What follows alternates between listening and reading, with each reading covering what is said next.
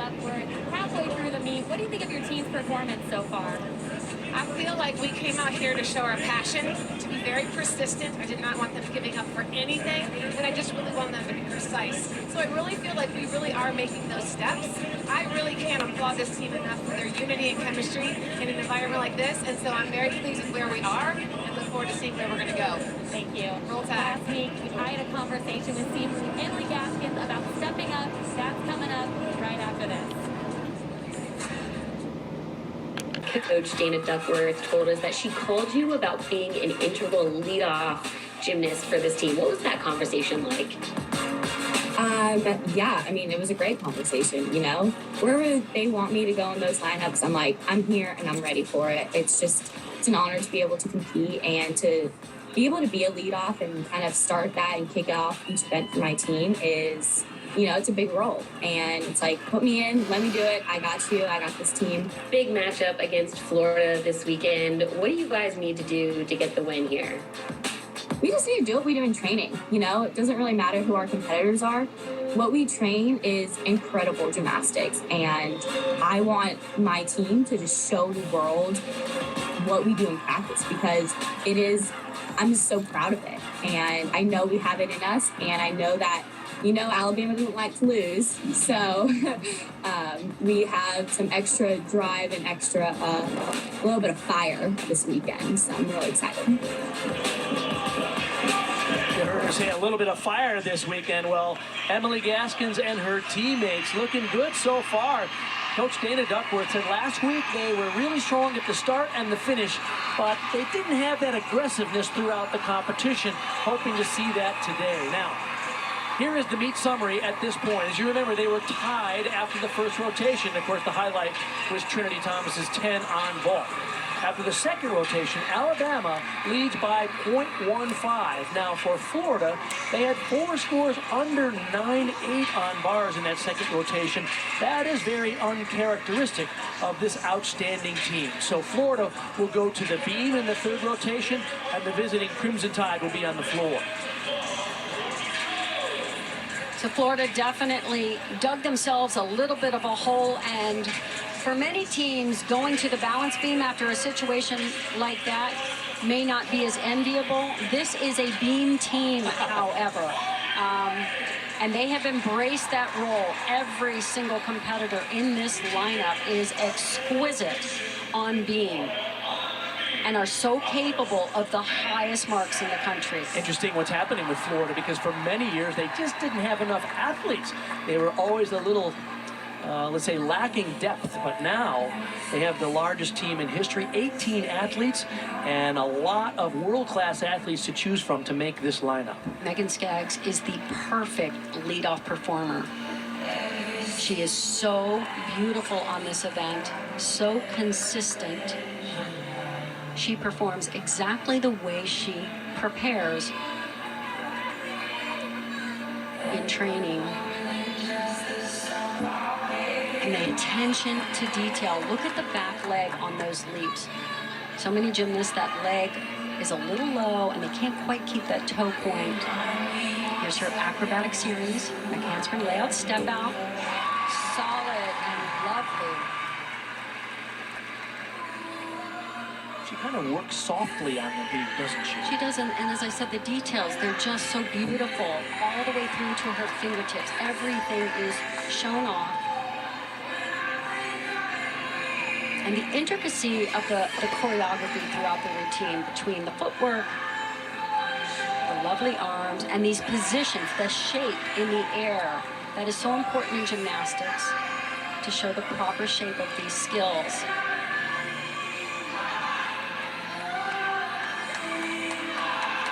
Side aerial to full twist is the dismount. If she can stick, that is a big one. I mean, this could anchor so many teams. And yet you can put her up anywhere in the lineup, she will get her score. The respect for this kind of work. Wow. Look at the oversplit, and she keeps the toes pointed from the second they leave the beam. World class. Let's go down to Sam Peshek. Yeah, Shallon Olsen is in that leadoff spot for Alabama on floor, and I've always been curious because she has some of the biggest difficulty in all of the NCAA. And when I spoke to head coach Dana Duckworth, she said that she had different philosophies on this, but she decided ultimately that the first routine should be consistent, and that's what she's hoping Shallon's going to do for them today. Sam, I laugh. I don't know how she gets on the plane with her bag of tricks. She can do every tumbling pass in the code. Just go through the rule book. Oh, I can do that. I can do that. Yep, I can do that. She can do a double-double. It's crazy. She's going to open, though, with a full twisting double back. Easy by her standards, but as Dana said, she wants precision from her athletes this meet.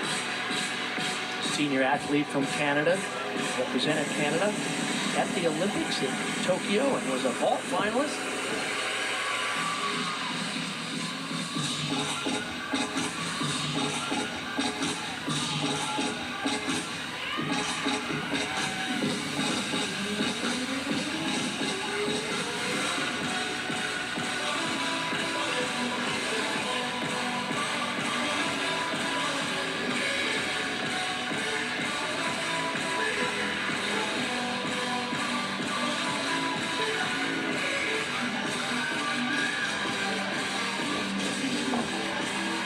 Going to do a 2-pass routine. She has so much difficulty that she can do that. So she opened with a full twisting double back. She's going to come back with a front through to a double back. This fulfills all kinds of special requirements and bonus points all in one. And good control. Just ever so slightly forward on that landing, but her landings were almost deduction-free, just tiny little shuffle on the step. Last week against Oklahoma, Alabama struggled a bit on floor. That was a great start. Of course, Shallon Olsen was unavailable last week. This was nice. Very definitely. Notice how she moved that front foot, though, out of her line. She really needed to keep that down on the floor for no deduction. Megan Skaggs, impressive 9.875 to lead off Florida on beam. Here is Sloan Blakely in the second spot.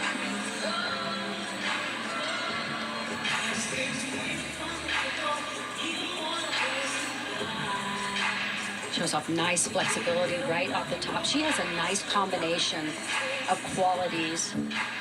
This is her acro series, front aerial to back handspring.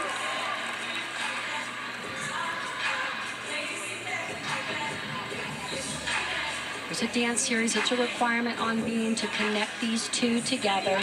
Very difficult second leap. That's a switch half.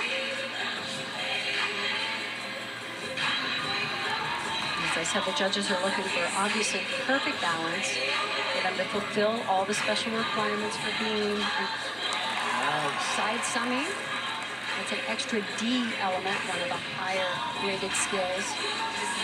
She had an all-around debut last week and the first freshman in SEC history to win the Gymnast of the Week since they began the awards back in 2000. Very solid routine.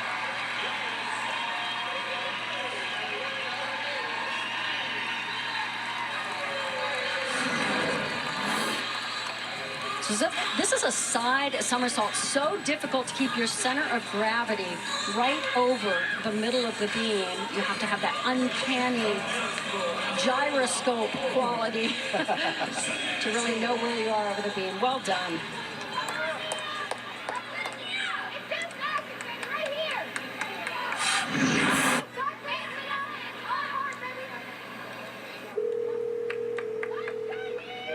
Shallon Olsen's score was a 9.725. That brings up Sania Mitchell, senior from Tuscaloosa.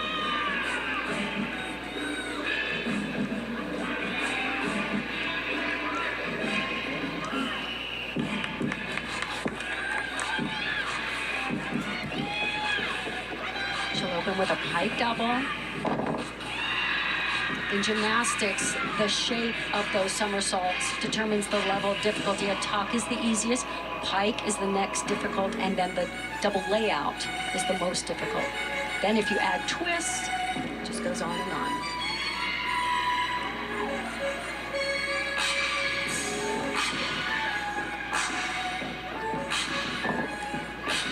Those leaps and jumps, the judges are looking for not just the shape in the air, but the ones that turn have to make it all the way around to get full credit.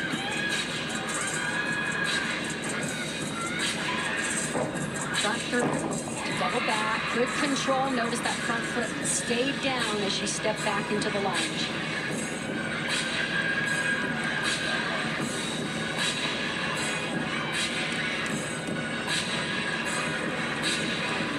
Pretty sure you can imagine the place would be going crazy if we were in Alabama.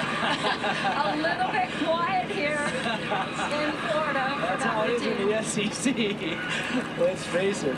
Boy, she got some serious hang time on those jumps and leaps. Shows great amplitude both on the tumbling, nice height on that front. Through to a double back. The judges really want to see the chest up high on that landing. She delivered on that. Remember, Florida trailed Alabama coming into this rotation, but look at their score so far on beam.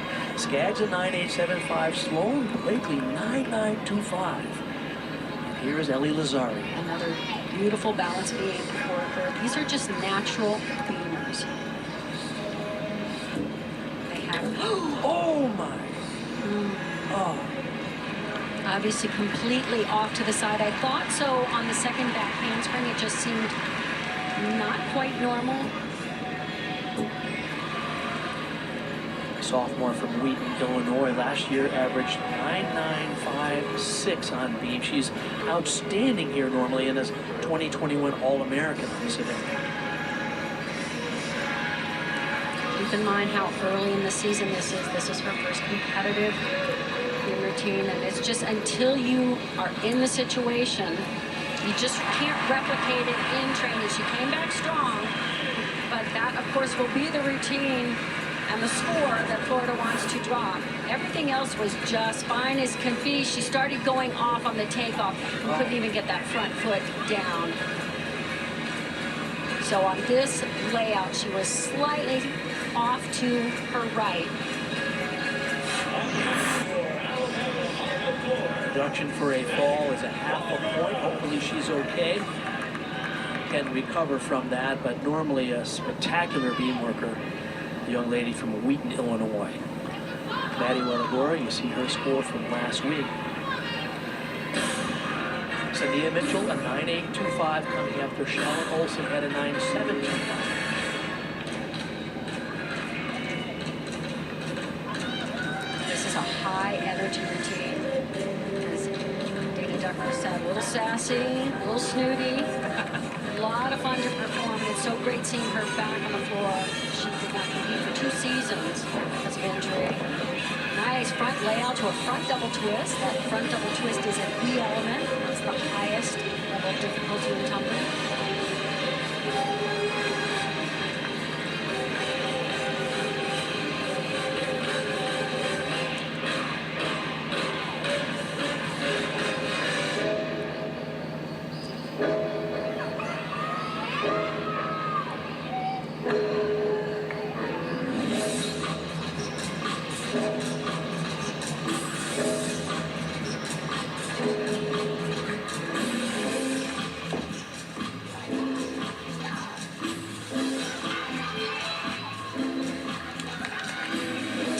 Sets up this tumbling pass, combination pass back, 1.5 to front. Oh, big step forward, but stayed in bounds. If you step out of bounds, it's 1/10 of a point. She saved that. And for the large step, the larger the step, the larger the deduction. Wild Card Weekend finishes off with the first Monday night playoff game on ESPN and ABC as the Cardinals take on the Rams at 8 Eastern. Our megacast coverage includes Peyton and Eli on ESPN2. All right, a bit of a clutch moment now for the home team. The Florida Gators going back to the beam, and boy, they have the athletes who can do it, finishing off with Baum and Wong and Clapper. But the score for Ellie Lazari, as you mentioned, at 9.15 would likely be the score they would drop. Remember, 6 athletes compete. You count just the best 5 scores towards the team total. They cannot afford another miss now. And this is the beast you want in this position. Alyssa Baumann is a beam beast. She is steely in competition. And she's an exquisite beam worker to boot. But they need this. Look how calm, but aggressive. You have to find that balance between the two, where you commit to every single skill from start to finish. Oh, slight balance break there. Lifting the leg up to correct your balance is a slight deduction.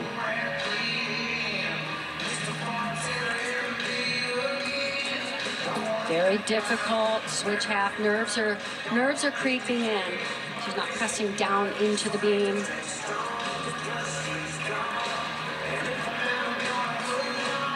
These are the situations you really need to embrace, however, because it's not going to get easier as the season goes on.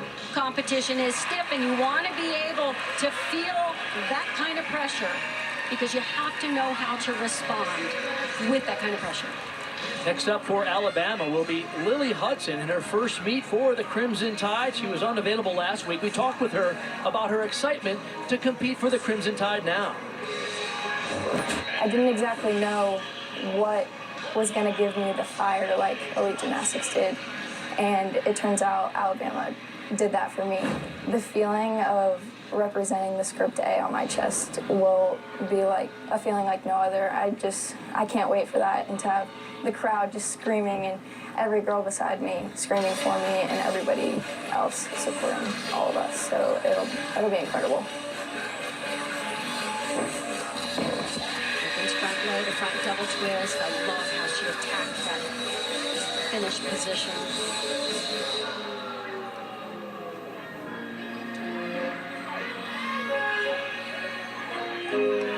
Hudson is from Florida, so I'm sure there's lots of family and friends here to cheer her on. But think about it, her first meet is away from home.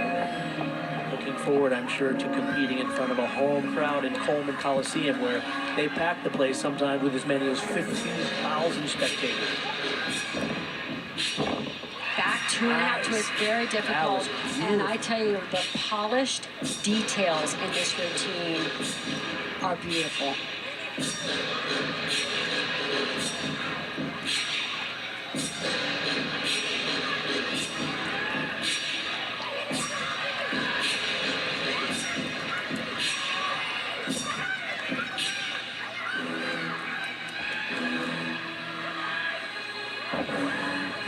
Good height.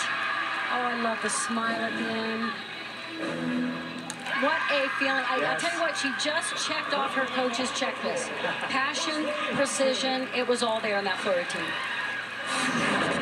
Really like the details in this routine, the toe point, the footwork, but look at the difficulty. Back 2.5 twists. We're seeing a lot of teams, in some instances, water down some of the tumbling. It's nice to see her pushing that a little bit. 3-pass routine, and oh, the joy on her face in the end. Wonderful. I talked to head coach Jenny Rowland and asked her what skills Leanne Wong was going to do, and her immediate response was, I can't really remember all the time because she trains a lot of options. She texted Jenny over Christmas break 5 different routine options. Jenny really likes that she wants to understand the routine construction so she always knows how to get her bonus. Thank you, Sam. It's interesting because he is not only competing in NCAA competition, but she's one of the few athletes that is also trying to manage an elite career for the U.S. national team at the same time. That's tough. I wish you could see my face right now as I watch this spin routine. I love this. The details are spot on. High toe, high releve, beautiful toe point, gorgeous position in those leaps. Effortless on her acro series. Extra difficulty with that side aerial. What a pleasure it must be to work with her on this event. She's just floating across this beam. This is a round of double twist. It can be really difficult to stick the landing. I love that she's going for more difficulty though. And she got it. Okay, it's a quick salute. I'll give you that. Was the best routine so far on the, that was just, oh, delightful. I smiled from start to finish. So soft on those landings. Nice to see her do a routine she is so capable of. This is what she does in practice, so great to see it. Talk about an impressive young lady. She came in the fall, checked in, moved her stuff into the dorm, then went to Japan and won the silver medal at the World Championships while she's taking 15 credit hours online, including calculus. And then she joined the program 3 days after she got back from the World Championships, and she is really something. And so is Luisa Blanco. She is something on this event. Just sit back and be entertained. I mean, look at the form in the air in that double pipe. Perfectly straight legs, pointed toes. Lily Hudson before her, a 9.85. Walagora before her, a 9.8. And these leaps, so difficult, that ring position. That's when the legs are split and the back foot comes up to touch your head.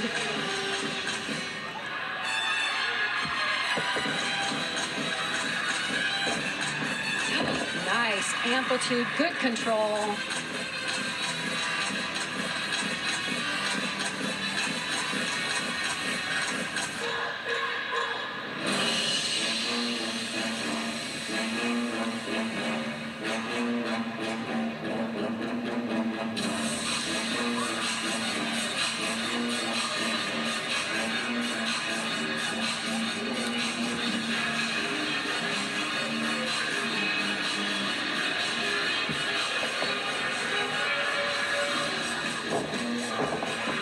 With her combination pass, a gorgeous arabesque out of that tumbling run. That she's going to be happy with. Everything was in that routine. The amplitude on the tumbling, she had plenty of difficulty.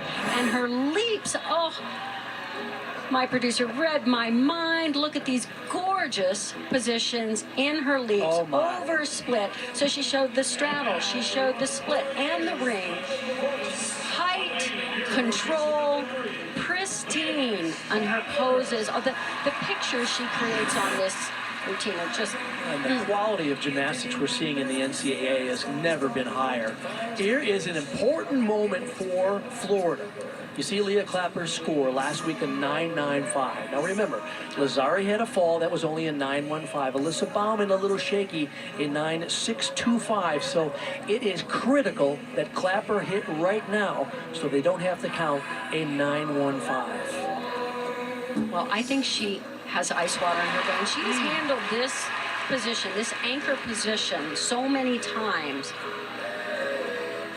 And she's like a machine. Everything, her confidence is choreographed into her routine, where she smiles, where she breathes, where she relaxes, where she focuses.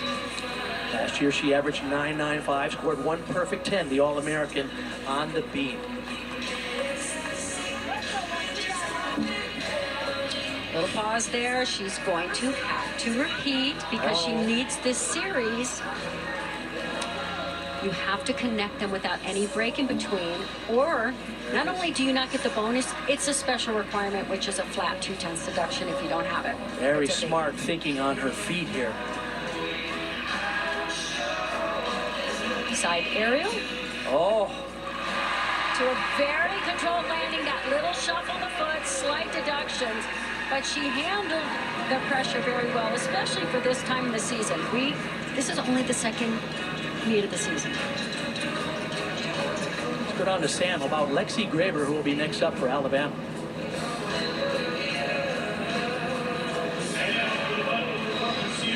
Open or not. However, Lexi Graber is right here, and Dana Duckworth waited until she was crowned that 2021 floor NCAA title before she asked, "So, you coming back?" And here she is, all smiles, all night. Luisa Blanco, a superb 9.9. Good scores for Alabama, and this could be the capper right here with Graber, national champion on this event. And she just lights up this routine. Really handled that, what could have been a very large step into the lunge. She glued that front foot down. Tweaked her ankle on the beat last week during warm-ups at Oklahoma. We were wondering if she would be in full strength. Boy, she can get off the floor, huh? Yes.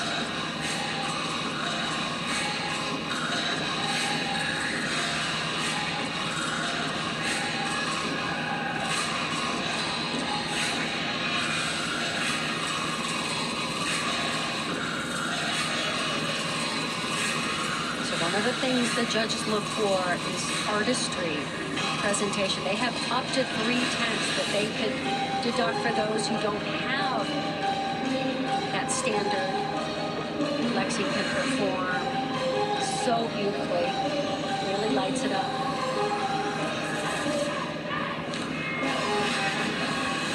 Very expressive in her dance.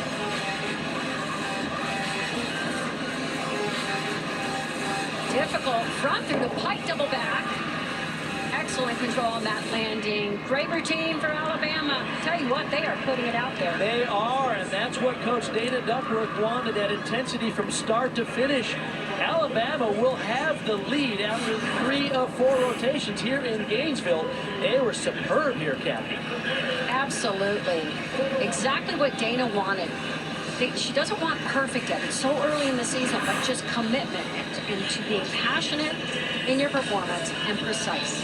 Florida had some uncharacteristic mistakes on the beam. We will update you with the scores and set up the final rotation when we come back to Gainesville. We have a great one here today on ABC.